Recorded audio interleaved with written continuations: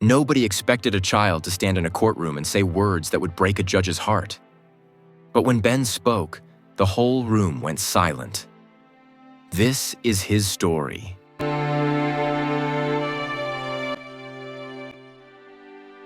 Ben was 8 years old. He lived with his mother Laura in a tiny apartment. Laura worked 2 jobs. She mopped floors at night and sold hot tea in the morning. They did not have much, but they had each other. Laura told Ben that she would do anything for him. She kissed his forehead and said, "One day, things will be better." Ben believed her. One rainy day, Ben fell sick. His fever got worse and worse. They took him to the hospital. The doctor said Ben needed surgery, a small operation that cost a lot of money. Laura did not have the money. She begged, she cried, she sold anything she could. But the hospital would not wait. Desperate, Laura borrowed money from a man at work. She promised she would pay him back. She kept her promise for months. Months later, the man demanded repayment. Laura had nothing left. One night, someone set fire in the shop where the man kept his records. The police came. They found a trail of receipts. The man accused Laura. He told the police she had burned his papers to hide a debt. The shop owner wanted punishment. The man said Laura had done it for money. Laura swore she did not do it. She told the truth. But there were witnesses who said they saw her near the shop that night. The judge had to decide. Laura was arrested and charged with arson. On the first day of the trial, Ben watched from the gallery. He held the little drawing he had made for his mother, a sun and 2 stick figures. Ben had not slept. He had eaten 1 small piece of bread all day, but his eyes were fixed on Laura. Laura's voice shook as she told the judge she was innocent. She told how she had borrowed money to save Ben's life. She said she would pay the money back if only the court would let her work and live in peace. But the prosecutor had papers. He had a witness who said Laura was near the shop at the time of the fire. The prosecutor spoke with a cold voice. He called her a thief and said she was dangerous. Ben waited until the courtroom was almost empty. He ran to the judge's bench. He had an old envelope in his hand. Inside, he had his hospital bracelet from the time he was sick. He also had 5 coins he had saved. All the money he had. Ben, soft. "Your Honor, please. My mom didn't do it. I can't sleep. Please listen." People turned their heads. Laura's eyes filled with tears. Ben stood on his toes and looked up at the judge with all the bravery of a child. "Ben, clear. If you think my mom did something bad, you can punish me. I will go instead. I will take the punishment. Please let her go. She must come home. She saved my life." The courtroom held its breath. The judge closed his eyes. The prosecutor looked angry. Some people shook their heads, but others could not stop their tears. After Ben spoke, one small thing changed. A young court clerk remembered seeing the shop owner arguing with another man 2 nights before the fire. The clerk had not thought it was important before, but now the clerk told the police. The police re-examined the scene. They found a cigarette butt with a different fingerprint. The shop owner could not explain why the receipts were missing from his desk. Slowly, a new picture began to appear. Someone else had a reason to burn the records. Someone who wanted to hide their own theft. The evidence was not clear enough to prove Laura's innocence beyond all doubt. The judge had to choose. He looked at Laura. He looked at Ben. He thought about the law. He thought about fairness.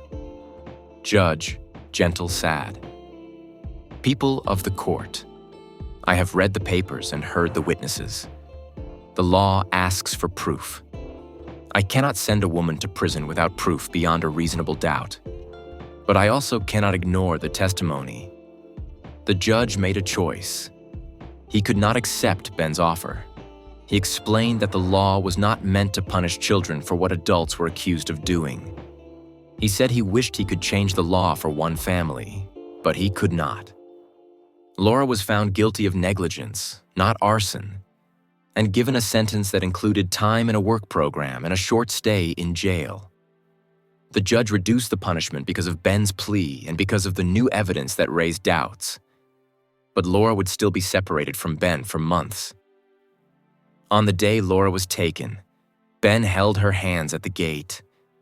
He tried to be brave. Ben, whisper. Mom, I told him. I told the judge I would go. I did everything I could. Laura, crying. Ben, you were brave. You saved my heart. But you must be brave now. Live your life. Promise me you will go to school. Promise me you will eat. Promise me you will not forget me. Ben, small voice. I promise.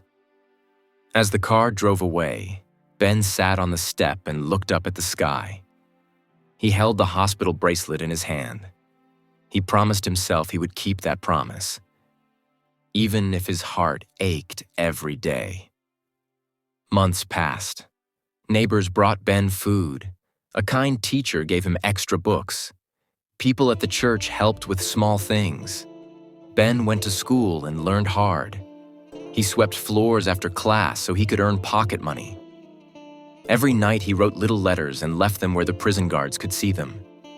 He wrote about the sun, about their small apartment, about the day they would be together again. Laura read every letter. She kept them in a small box under her mattress. They made her cry, but they gave her strength. One cold morning, new evidence came to light. The man who had accused Laura was arrested for stealing from his own shop. He had burned some things to hide the theft. The police discovered his actions and his lies. He confessed to helping cover up his theft by blaming others. The court reopened the case. Laura's name was cleared. The judge wrote a letter to apologize. He told her the court had failed her. He said he would do all he could to help fix the wrong. When Laura came home, Ben ran into her arms. He had waited. He had kept his promise to study and be strong. He had learned how to make tea like his mother and how to fix small things around the house. He had grown in a way no child should ever have to. Laura, through tears. You were my angel, Ben. I'm so sorry you had to see this. I will spend the rest of my life making it right. Ben, smile, tired. You taught me to be brave. We are together now. They hugged for a long time. People around them cried. The judge came to visit the street where Ben and Laura lived. He left with his own sadness. He had seen a child show more courage than many adults. Ben's words did not free his mother that day. The law did not bend for a child, but his love changed hearts. It changed the mind of a clerk who decided to speak. It changed neighbors who grew kinder.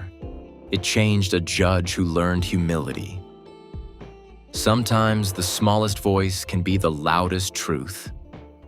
And sometimes love is the only thing strong enough to move the world, even if it moves slowly.